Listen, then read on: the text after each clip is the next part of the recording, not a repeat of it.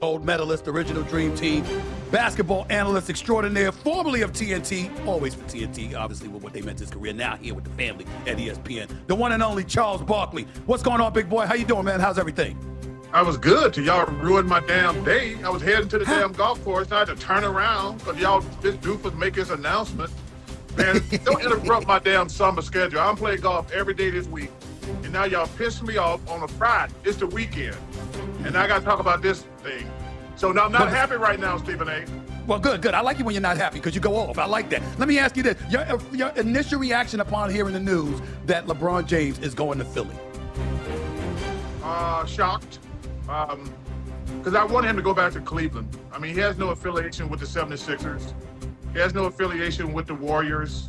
You know, the Miami thing I could deal with. I could deal with that, honestly, if he went back to Miami, but he has no affiliation to the Sixers or the Warriors. So I was just hoping I was really hoping he'd go back to this Cleveland. Why do you believe he chose Philly, and what do you think about the decision for Philly to be his choice from a basketball standpoint? Well, I think the kicker was Jaylen Brown. He would have came to Philly if they didn't get Jaylen Brown. I have no idea what the Celtics was thinking, trading a great player like Jaylen, somebody they got to play against 5 times a year, and they got to beat him in the playoffs also. But this move here makes the Sixers the team to beat in the East. It's been a crazy summer in the East. I mean, I don't know what's going to happen with the Kawhi thing, but man, This definitely makes the Sixers the team to beat in the Eastern Conference. Over my Knicks? Is that what you're saying? Over the New York Knicks? Yeah, I think the Knicks, losing Mitchell Robinson is going to hurt them. And they got to do something about their bench, because their bench was really inconsistent in the playoffs. Because you can't expect Jaylen to play like he did, carry the team night in, night out in the playoffs like that. So I think the Knicks have backtracked just a little bit, but I do think the Sixers are the team to beat in the Eastern Conference right now. Even if Joel Embiid ain't healthy for the playoffs, and it's LeBron with Jaylen Brown, Tyrese Maxey, and VJ Edgecombe? He only has to be the 4th best player. Think about that. Joel Embiid. I said this a couple of years ago when the Celtics had Porzingis. He's the 3rd best player in the world. And if you want to switch him and Drew Holiday, he's definitely the 4th best player in the world. All Joel Embiid, he's going to be the 4th best player in the world by far if he's healthy. I mean, you got Jaylen, you got LeBron, you got Maxey. Embiid, if he can stay healthy, he would be the 4th best player in the world by a long shot. If he gets back to an all-star level, if he gets to an MVP level, it's a wrap. But if he can get back to a solid 4th guy, the Sixers going to be tough to beat.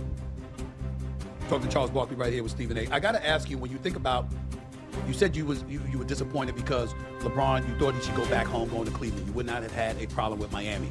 Clearly, it seems that his vision is, number one, Philadelphia probably gives him a better chance to win a championship than Cleveland or Miami if he were on those teams. That would be my first question to you. Do you think being on Philly gives him a better chance at a championship than he would have had he joined Cleveland, or had he joined Giannis and Bam Adebayo in Miami? I think Cleveland, if he had went to Cleveland, they would have been my favorite in the East.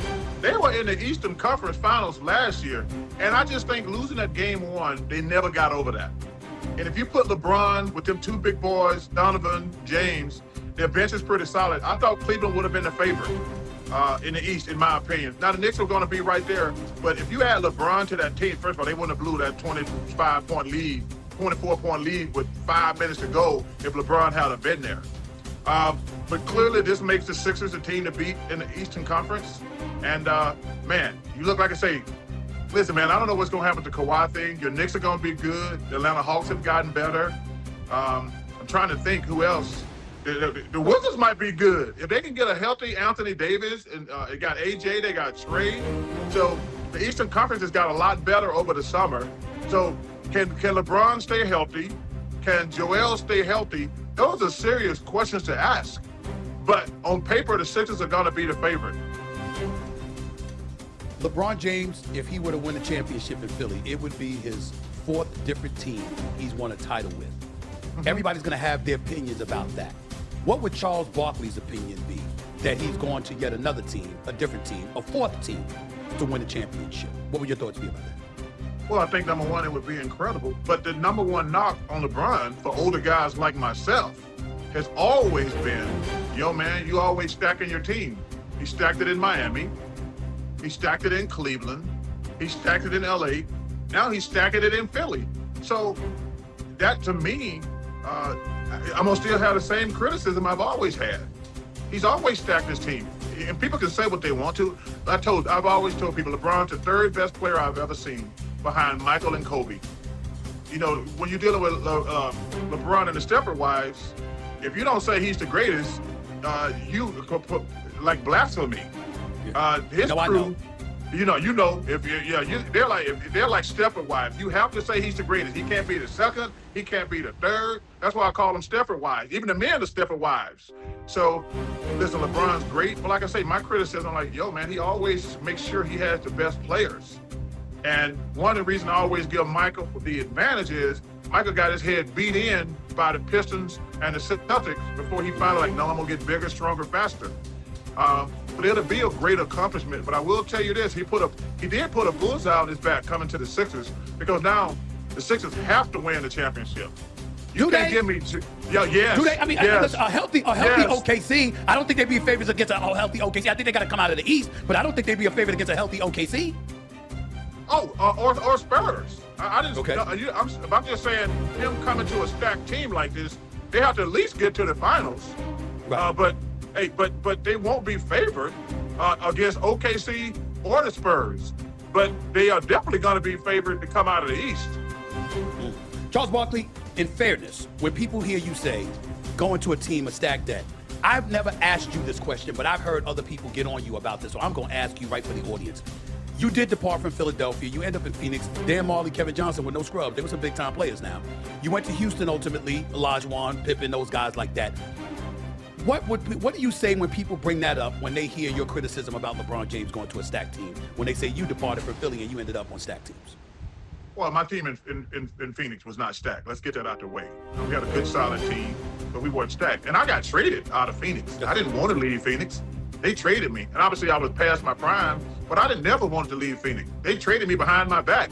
What's really funny about that, I got a call from the Rockets asking me, was I going to hold out and ask for a new contract? I'm like, they're not going to trade me. I'm the only player we got. I was totally blindsided when I got traded from the Suns to the Rockets. I never wanted to leave Phoenix. And listen, when I got traded to the Rockets, I was already cooked. But yeah, no, I've never tried to stack my team. Even when I got traded out of Philly, I didn't hold anybody hostage. I said, just get me out of here and trade me anywhere. And don't say, listen, I did not say trade me to a powerhouse. The Suns were not a powerhouse when I got there, to be honest with you. Charles Barkley, when we look at LeBron making this move, and we've already discussed how the 76ers need to be favored. They need to come out of the East. We get that part.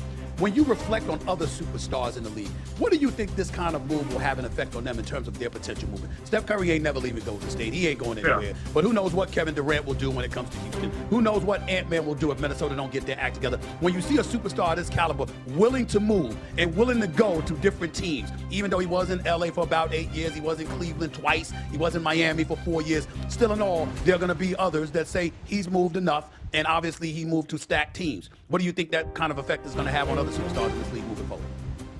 Well, LeBron's the guy who started all of that. When guys start worrying about what the media say, that's when you get in trouble. You just go out there and you do your best, man, and you live with the repercussions.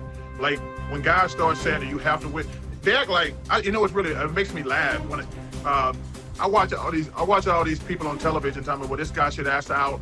They're doing it with Anthony now, and they started doing it with Giannis. They started doing it with Giannis, then they did it with Anthony. They're doing that now. I don't remember guys saying, man, Charles Barkley should ask out of Philly. Patrick Ewing should ask out of New York. Reggie Miller should ask out of Indiana. Be like, nah, man, you go out there, you compete, you do your best. This media thing started where they started holding championships against you is a new thing. It started with LeBron. Because LeBron shouldn't have never left Cleveland in the first place, but he gave in to peer pressure and went to Miami. But I'll never, like, yo, man, you go out there, you do your best, you live with it. But they started doing that with Giannis in the last couple of years. The Milwaukee Bucks did everything in their power to make Giannis a contender. They went out and got Dame. They went out and got Miles Turner. Now, I watch television. They're doing the same thing with Anthony Edwards.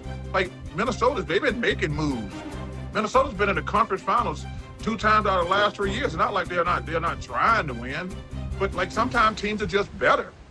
I I never complained when I was in Philadelphia. I'm like, hey, I'm gonna go ahead and do my best. We made some trades. They didn't work. Some of them worked. We had a couple good years, but I ain't never felt like the game don't owe me no obligation to win the championship.